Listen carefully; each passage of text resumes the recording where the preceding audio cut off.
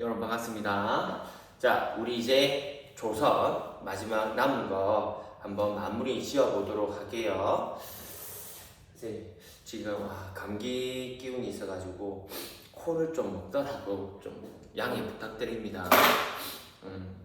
자, 그러면은 우리가 봤던 조선의 성리, 조선이 어떻게 만들어지는지 한번 살펴보겠습니다.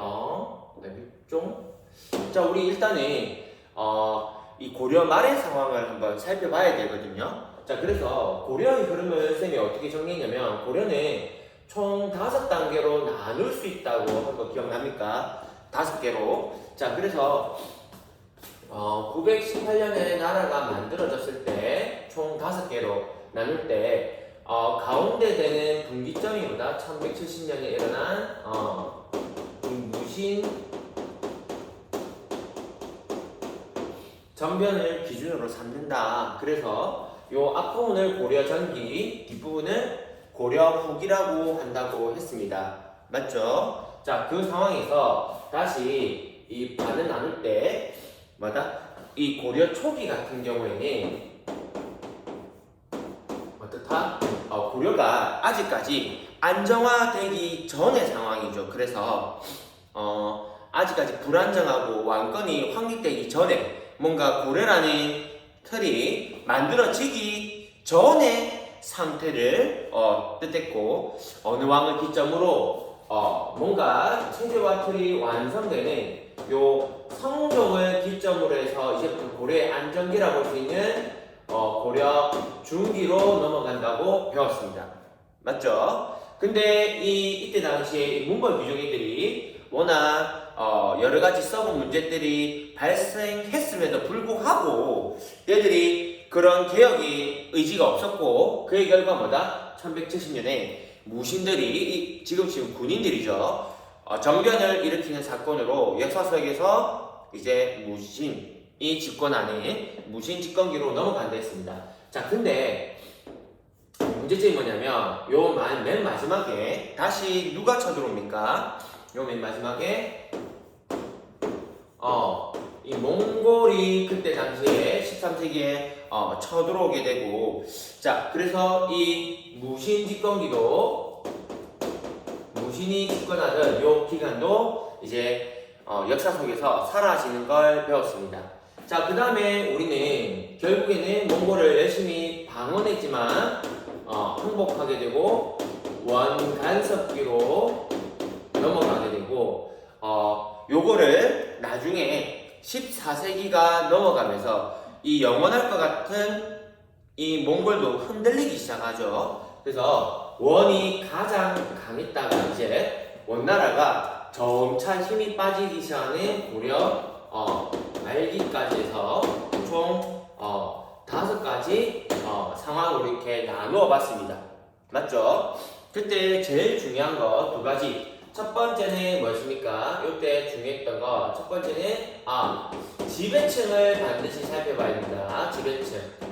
그래서 우리 배울 때 1번 단계는 누가? 호족이 굉장히 힘이 강한 단계였죠. 그래서 이 호족을 어떻게 컨트롤하는가, 요게 가장 큰 과제였잖아요. 그래서 고려시대 태조 왕건부터 광종 그리고 성종까지의 모습을 살펴봤습니다. 맞죠? 자, 그 다음에 2번째는 뭡니까? 2번째 이제 나타나는 거는 이 호족이, 이 지방귀족이 성종을 지나면서 중앙으로 진출하면서 뭔가 확고한 체제를 갖추게 되죠. 걔들이 누구니? 걔들이 문벌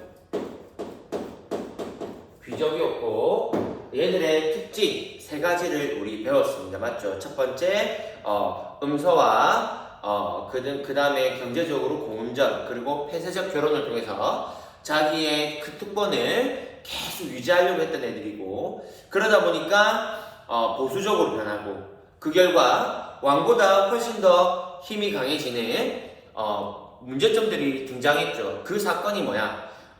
이자겸의 난이나 묘청의 서경천도 운동이었습니다. 그럼에도 불구하고 얘들은 뉘우침이 없었고, 그 결과 무신 정변이 터지면서 역사 속으로 사라지는 세력들이었습니다. 맞죠? 그리고 특히 또 세 번째로 중요했던 게 뭐니? 김부식과 묘청의 성격 비교, 요 세 개를 꼭 좀 알아두셨어야 됩니다. 맞죠? 자, 그 다음에 세 번째 그러면 얘들 새롭게 정권을 잡은 얘들이 누구다? 무신이었죠. 무신. 그래서 이 새롭게 등장했으면 원래 대다수 어떻습니까? 새로운 혁신이 뭔가 이루어져야 됩니다. 하지만 얘들은 그런 혁신 따위가 없었죠. 맞죠? 오히려 자기 권력을 더욱더 강화시키기는 것만 초점이 있었단 말이에요. 사회가 살기가 굉장히 힘들었죠. 그래서 이때 당시에 뭐니 전국 각지에서 밀란, 봉기 같은 게 너무나도 많았어요. 그 대표적인 게 뭡니까? 망소리가 공주 명학소에서 일으켰고, 또 최충원의 노비였던 만적의 난 이런 게 있는 걸로 봐서 사회 혼란이 훨씬 더 심했던 게 무신집권기였습니다. 그러니까 자기 권력을 어떻게든 더욱더 독점화해서 자기 사리사욕을 챙기려고 했던 애들이잖아. 맞죠? 국가의 비전, 새로운 개혁 그딴 거 없습니다. 그래서 사회도 엄청나게 혼란했죠. 지배층들끼리 싸워서. 그 대표적인 뭐니 이의방위부터 해서 이의민이까지는 중방. 여기는 중요한 게 핵심 기구를 반드시 기억해야 됩니다. 핵심 기구. 그래서 듣보든 이의방위부터 이의민까지는 중방이라는 원래 군인애들이 모이는 집합소인 기구였던 중방 정치를 했다면 최충원부터는 자기 딴에는 개혁을 하려고 했죠.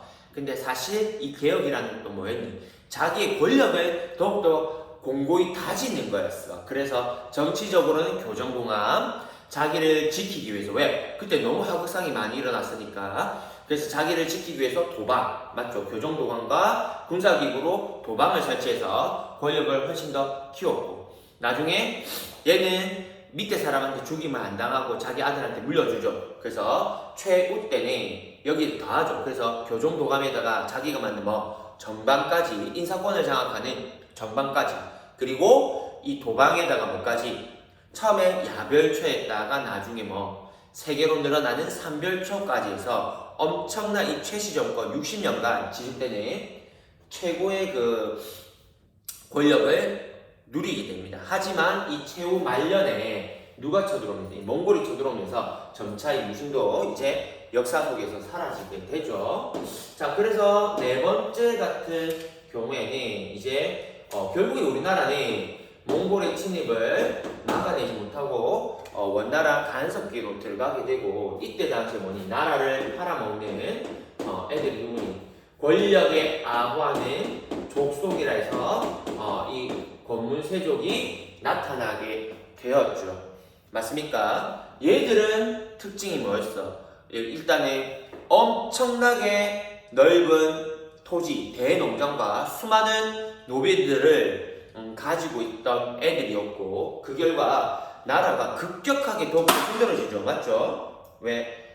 바깥에서는 원나라가 우리를 못 살게 했고, 내부적으로 우리끼리라도 독립운동을 위해서나, 맞잖아, 쉽게 말하면 그런 노력을 했어야 되는데 오히려 내부적인 애들이 더욱더 나쁜 짓을 많이 하고 있단 말이야. 그런 결과 마지막에 이 공민왕이라는 사람이 등장해서 이 둘을 개혁하려고 했죠. 그래서 원나라를 몰아내기 위해서 쌍성 총간부 지역을 탈환했고, 얘들이 들고 있는 수많은 농장과 노비를 개혁하기 위해서 설치한 게 뭡니까? 전민 변정 도감이었습니다. 그래서 요거를 반드시 기억하고 있어야 되겠습니다.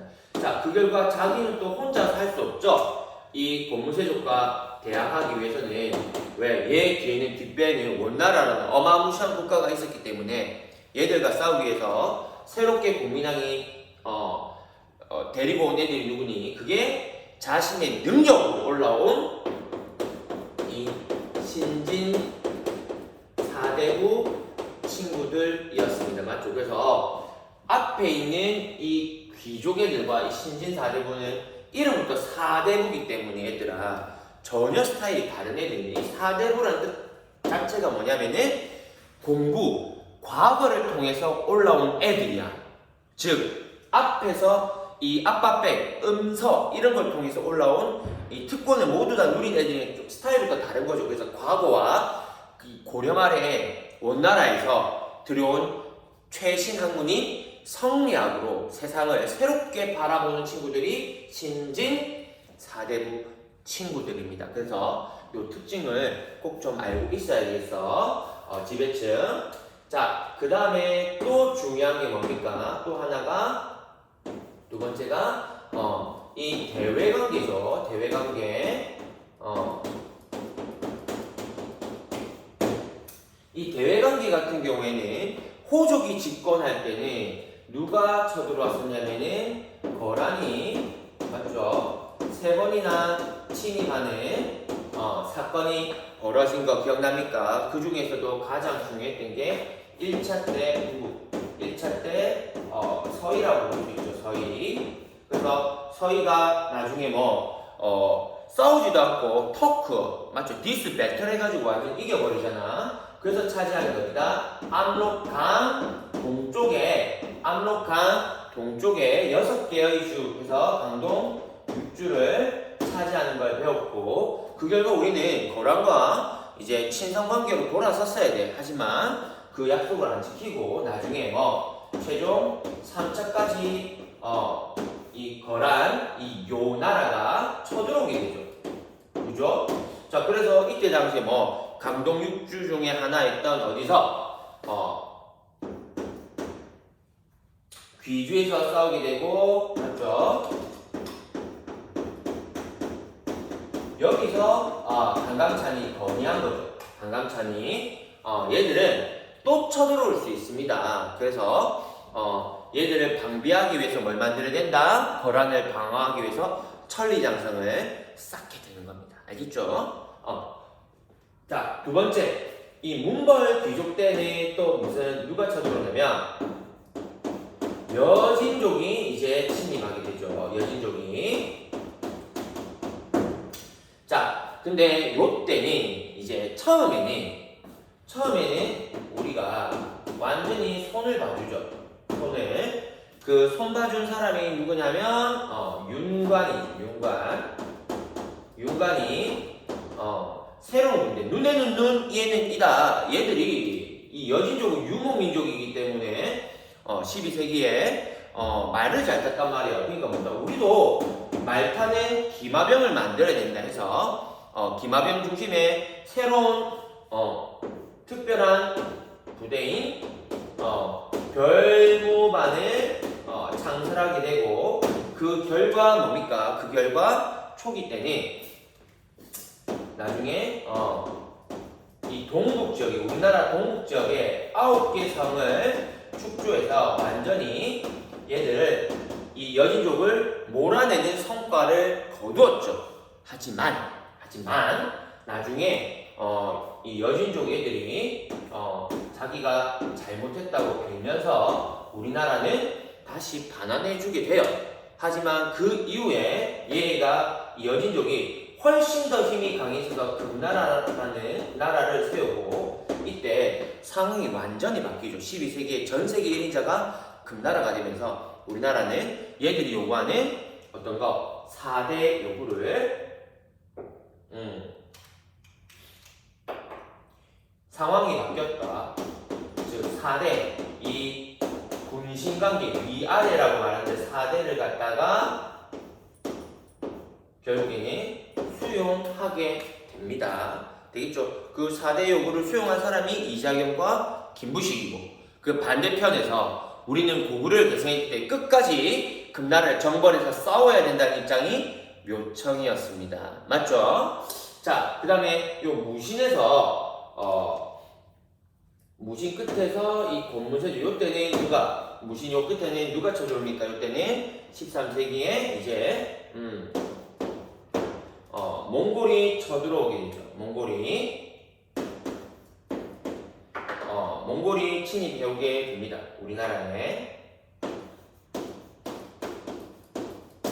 우리는 개경으로 한도에서 개경으로 한대. 미쳤다리. 원래 수도가 개경에서 고려는 강화도로 왜 얘들은 말탄 애들이니까 얘들을 상대하기 위해서 말을 바다는 해전에 약하다고 생각했기 때문에 강화도로 초대해서 열심히 항전했지만 결국에 항복하게 되고 하지만 끝까지 결사항쟁으로 싸운 친구들이 있죠. 걔들이 누구니? 걔들이 삼별초가 끝까지 몽골에 맞서 국가도 항복했지만 우리는 거기에 굴복할 수 없다면서 끝까지 싸웠고 얘들이 어디서? 강화도에서 진도, 전라도의 진도, 나중에는 제주도까지 가면서 끝까지 항전을 펼칩니다. 알겠죠? 자, 마지막 요 신진사대부 요 14세기가 되면 이 정말 힘든 상황이 계속 이어지고 있습니다. 고려 같은 경우에 고려는 보니까 항상 위기였죠. 지금 보니까 그죠? 맞죠? 그죠?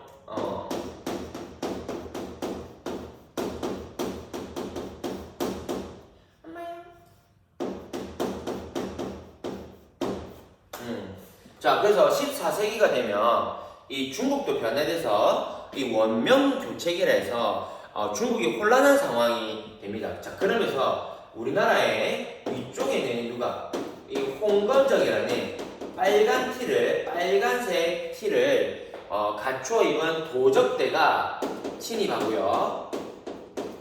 아래쪽에서는 다시 일본도 굉장히 혼란한 상황이었거든요. 그래서 해적애들 외구도 침입하는 정말 노답인 상황이 이어집니다. 왜? 내부적으로는 건문쇄족이 가고 외부적으로는 위아래로 쳐들어오는 정말 노답인 상황이 벌어진단 말이야. 이런 와중에 얘들을 진압해준 게 누구냐면 새롭게 흥한 군인 세력이라 치는 무인 세력이 얘들을 싸워서 진압해주게 되고 그 대표적인 사람이 누가 있냐면은 이성계라고 할 수 있습니다. 이성계나 최영 장군 같은 분이 될 수 있습니다. 그래서 열심히 막아주는 상황을 봤습니다. 그래서 고려 흐름 쌤이 이렇게 정리했지만 요거를 가장 핵심 포인트가 요 두 개니까 요 틀 안에서 반드시 고려는 생각을 해주셔야 됩니다. 자, 그러면 오늘은 여기서 우리가 이 고려 말 요 부분 한번 이어서 한번 가볼게요. 요 부분 고려 말기 되겠죠? 요 부분을 이제 본격적으로 내용을 한번 살펴볼게요. 되겠죠? 내부적으로는 이제 원나라가 이제 약해지고 되나 건문세족 신진사대부가 대립하면서 위아래는 진짜 복잡하죠. 나라 꼴이 말이 아닙니다. 이때 당시 보니까. 그래서 위아래로 침입을 당하는 상황이 맞지? 또 신흥 무인 세력이 막아준 요 상황입니다. 자, 가면이 자, 요 대립을 끝내는 사건이 벌어지는 거지. 왜냐면은 요때 당시 얘들아 시기로는 14세기인데 14세기가 되면 선생님이 말했습니다. 요 원명 교체기가 되는데 원명 교체기 요거 위에 이쪽에 있다. 선생님 또 여러분 아시다시피 장신이기 때문에 키가 크기 때문에 위에 바로 이제 바로 그림을 그릴 수 있는 사람이죠. 그래가지고 14세기 되니까 이 중국이 원나라에서 명나라로 교체되는 시점이었어요. 이게 과도기였지. 자, 그래 되면서 상황입니다. 위쪽에서는 이 중국이 혼란하다 보니까 도적대가 들끓게 되고 그 대표적인 뭐다? 빨간 티를 갖춰 입은 홍건적과 또 일본도 혼란했거든. 그래서 외구가 침입하는 정말 14세기는 노답인 상황이었지. 근데 요때 당시에 새롭게 떠오른 애가 누구였다? 요 명나라였다. 명나라. 왜? 요 명나라가 이제 뭐다? 세상의 주인이 바뀌었다. 이거야. 고려는에 얼마 전까지 이제 누구 섬기고 있었어? 고려는에 이 원나라 섬기고 있었으니까 다시 세상의 주인이 명나라니까 너네는 누구를 섬겨야 된다? 명나라인 우리를 섬겨야 된다. 이거야. 얘들의 입장이. 그러면서 얘들이 요구한 게 뭐냐면, 야, 너네 왕 중에 앞에 왕, 이 공민왕이 어떻게 했다? 이 우리 중국에 허락도 안 받고 감히 어느 지역? 감히 요쪽에 있다. 요쪽에 쌍성 총관부가 관할하는 요 지역을 갖다가 너네 마음대로 불법적으로 우리 중국 땅이었는데 너네가 무력으로 빼앗아갔다. 즉 너네가 다시 내놔 이겁니다. 너네가 그러니까 우리나라 입장에서는 야, 요 봐라. 요 명나라에 이제 자라나온 이 새싹 주제에 아주 건방진 샷이라고 판단을 한 거지. 그래서 요 애가 더욱더 빨리 자라가지고 새싹이 나무가 되기 전에 절근절근 벌거가지고 없애야 되겠다고 생각을 한 거야. 되니? 자, 그래서 이때 당시에 이 고려의 왕이 누구냐면 우왕이라는 왕이야. 우왕. 왕 이름이 우왕이야. 우왕. 그때 이 고려의 최고의 장수가 누구냐면 최영 장군이었거든. 그래서 이 최영 장군이 고려의 군사를 모아서 먼저 선빵을 치려고 한 거야. 선빵. 그게 뭐냐? 이 고려를 넘어갔을 때 이쪽 지역을 우리는 뭐라 하냐면 이쪽 지역을 요동이라고 부른단 말이지. 요동을 정벌하기 위해서 선빵을 치고 나간 거야. 근데 이때 당시에 우왕이 최영을 불러서 말하는 거지.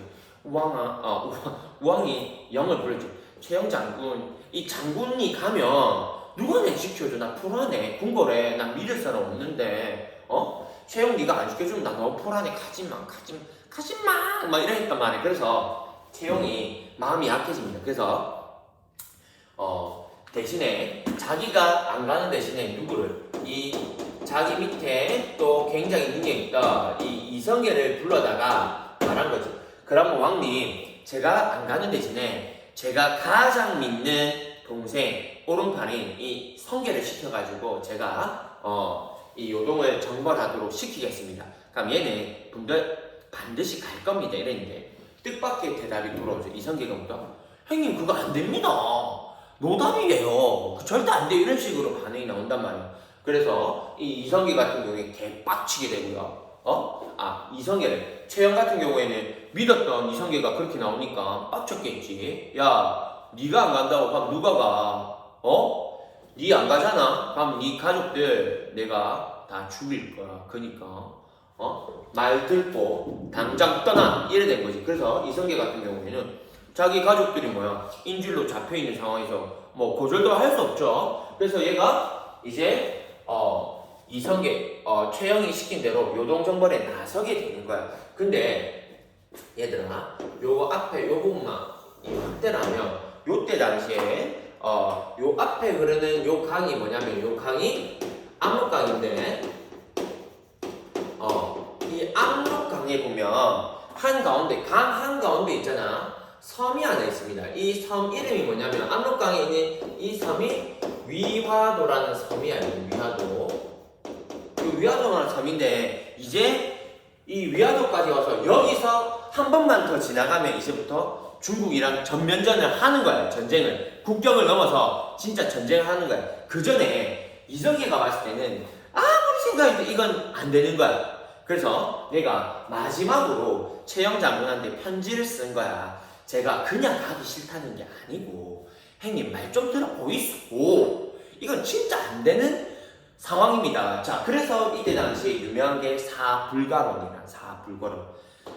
얘가 4가지 이유를 들어서 절대 안 된다고 했단 말이에요. 그 첫 번째 이유가 뭐냐면은 대표적으로 이제 말하는 이거지. 이 명나라입니다. 이거야. 중국은 아주 큰 나라인데 라지 사이즈의 대자의 나라야. 대자 나라. 근데 우리나라는 고려다 이거 고려. 즉 소자다 이거야. 작은 나라. 즉 큰 나라를 작은 나라가 이 큰 나라를 공격하는 거는 말도 안 된다. 이거는 어린 아이와 어른의 싸움이다. 이거는 싸워봤자 불보듯 뻔하다 이거야. 이성계 말은 이게 첫 번째 이유. 또 두 번째 뭐다? 이때 당시에 여름이었거든. 여름에는 덥기도 덥고 또 전염병 이런 게 나올 수도 있죠.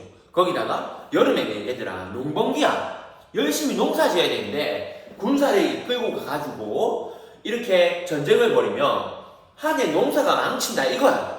즉 농민들도 싫어하고 이 백성 살기도 힘들어 죽겠는데 전쟁까지 하면 된다 안 된다? 안 된다 이겁니다. 얘가 말하는 게. 또 세 번째, 이 우리 그때 당시에 우리 한국 하면 무조건 원거리 무기인 활이 주무기였는데 여름은 덥고 습하잖아. 거기다 장마철이었거든. 즉 우리의 주무기인 활이 멀리까지 날아가지 않는다 이 말이야. 그래서 우리 주무기도 안 통하니까 안 된다 이거야. 또 마지막, 이때 당시에 뭐니? 위아래로 침입을 받고 있었죠. 위에는 공건적, 아래는 왜군. 즉 우리가 엄청나게 많은 군사를 이끌고 중국을 치러 가면 아래쪽에서 누가 외국 해적애들이 득실득실하게 밑에서 공격해 들어올 수 있다. 똥구 찌를 수 있다. 이거야. 즉 이런 여러 가지 이유로 봤을 때, 즉 이 요동정벌은 절대로 불가하다 이거야. 형님, 제 말이 틀렸어? 제 말 맞잖아요. 이렇게 보냈단 말이에요. 그러니까 최영이 이걸 하나하나 반박을 다 때립니다. 이 최영 장군. 야, 명나라 지금 이렇게 컸어? 명나라가 처음부터 큰 거야. 지금 자라는 살짝밖에 안 돼. 즉 얘가 나중에 큰 나무가 되기 전에 먼저 뭐 쳐야 된다 이거야. 예전이 두 번째, 여름이고 전염병들고 이거 우리만 그 여름이야. 쟤들도 여름이고 똑같다 이거야. 상황은 동일하고 네가 말했던 그 활 그것도 마찬가지지. 우리나라 활이 뭐 이만큼 날아, 중국 활도 이만큼 날아가, 사정거리 똑같은데 왜 못 싸운단 말이야. 그럼 마지막 밑에 있는 외국, 네가 공격하면 밑에 내가 네보다 싸움 잘하고 하기 때문에 내가 시키면 되니까 쓸데없는 소리 하지 말고 빨리 가! 이랬단 말이야. 그러니까 이성계 입장에서 이게 뭐니? 말이 안 통하잖아. 얘가 할 말도 없고, 맞지? 그래서 이성계가 마지막으로 이제 생각하게 됩니다. 왜냐면 아무리 생각해도 자기 입장에서는 이미 이 요동정벌은 말도 안 되는 거고, 이미 이때 당시 이 정도전과 이미 새로운 세상에 대한 생각을 하고 있었단 말이야. 근데 갔다가 이 개죽음 당하면은 이건 모든 계획의 물거품이 되잖아. 그래서 얘가 새롭게 들고 온 명분이 뭐냐면은 폐가입진이라는 거야. 폐가입진. 이 폐가입진이 뭐냐면은 얘들아, 우리 이 앞에서 이 공민왕이 있죠. 선생님이 공민왕 얘기를 했는데, 이 공민왕의 아들이 누구냐면 아들이 여기 나오는 우왕이야. 우왕. 얘들아, 근데 선생님이 앞에서 공민왕에 대한 얘기를 해줬잖아. 기억나? 공민왕 같은 경우에 뭐니? 원래 사랑이었던 이 노국공주와에서 아들이 생겼어 안 생겼어? 안 생겼죠. 하고 노국공주 죽었잖아. 그 이후에 뭐다?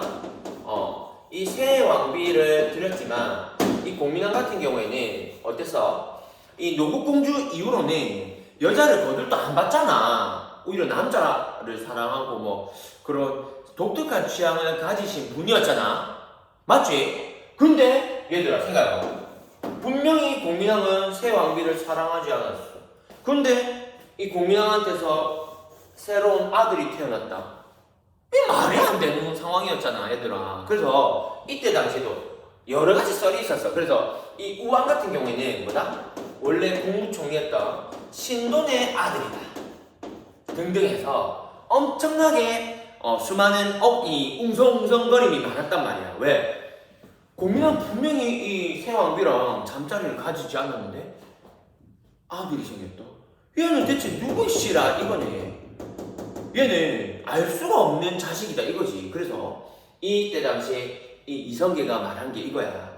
이 위화도에서 마지막으로 군사를 모아놓고 쉽게 말하면 지으면 충격 발언을 한 거야. 얘들아, 백성들이여, 내 말 들어봐라.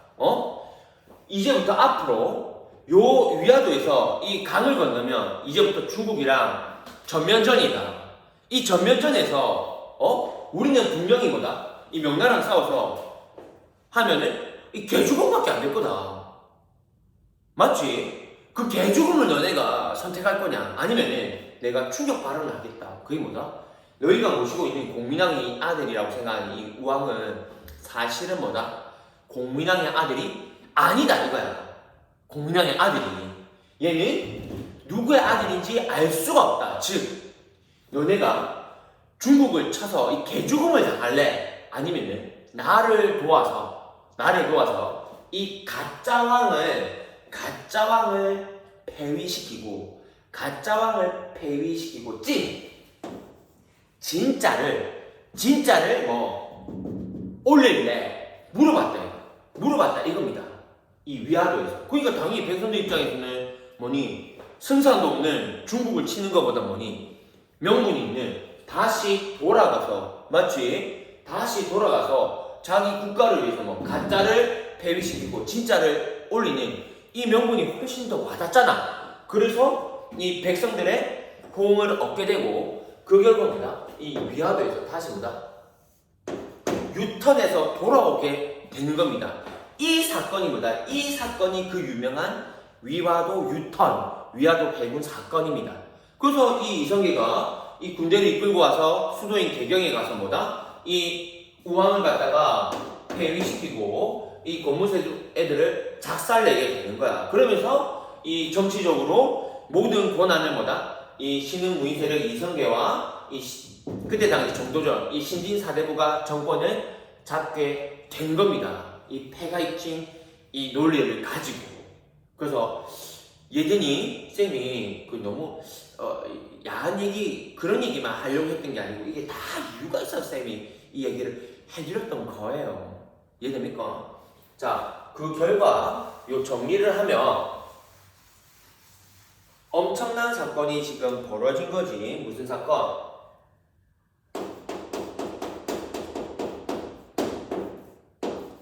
반전. 정치적으로는 무슨 사건? 정치적으로는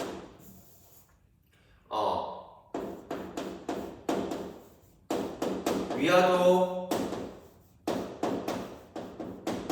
회군을 그리고 또 하나가 얘들아 이 고문세족한테서 정치적으로 이겼어. 근데 고문세족이 왜 그렇게 힘이 세고 잘 나갔어? 전국에 말도 안 되게 많은 산과 강을 경계로는 엄청나게 넓은 그 대토지를 소유했기 때문이잖아. 그래서 이 신진사대부 애들은 얘들의 힘을 완전히 작살내야 된다고 생각한 거야. 그래서 새로운 토지제도인 조선시대 토지제도인 과전법이라는 걸 실시합니다. 과전법.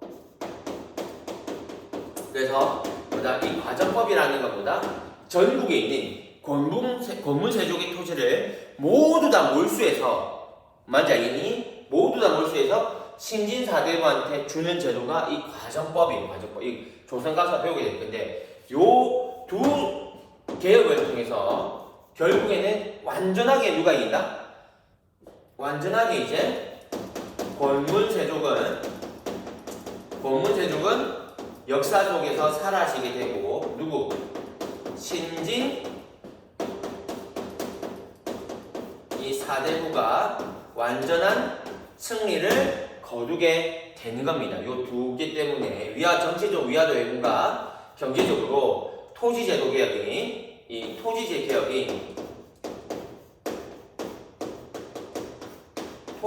개혁이 이 과전법을 통해서 완전하게 이 신진사대부가 승리하게 되고 이 신진사대부 중에서도 누구니? 나중에 두 개로 갈라진단 말이지. 갈라진다. 어떻게?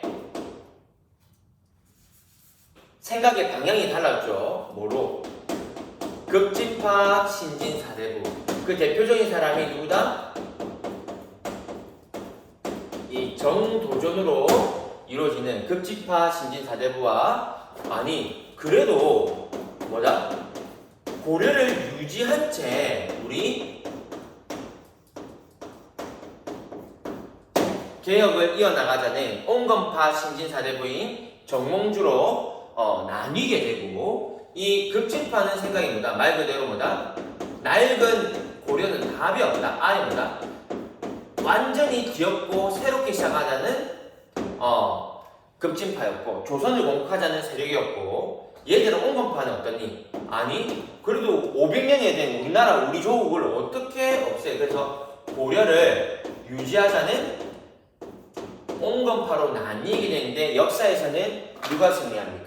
누가? 이 급진파 신진사대부가 승리를 거두면서 우리가 아는 요 조선이 만들어지게 되는 거예요. 이해됩니까?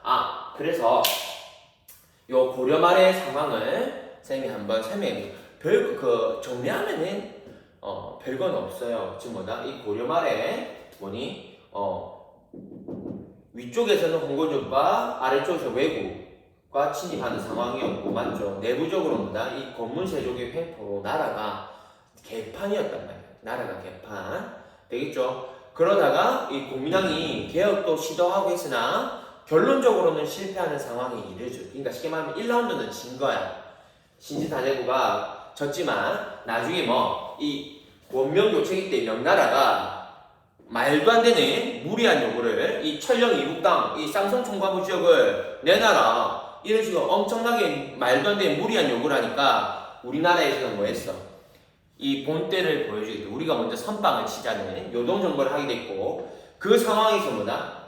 오히려 이 요동 정벌을 보냈던 이성계가 뭐다? 군사를 이끌고 다시 회군해버리는 위화도 회군 사건과 다시 그 위화도 회군 이후에 뭐다? 권문세족의 이 경제적 토지를 전부 다 몰수해버리는 이 과정법을 통해서 됩니까? 완전히 신진사대부의 세상으로 만들어내게 되고 하지만 얘들이 권력을 잡고 나니까 상황이 바뀌었단 말이에요. 뭘로?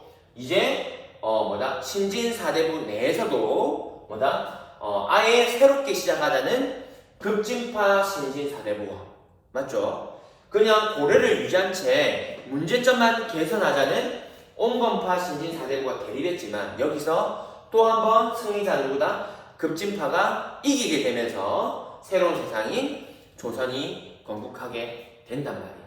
됩니까? 자, 그래서 요 내용을 한번 살펴봤어요. 여기는 사실 별거 없어. 쌤 생각에.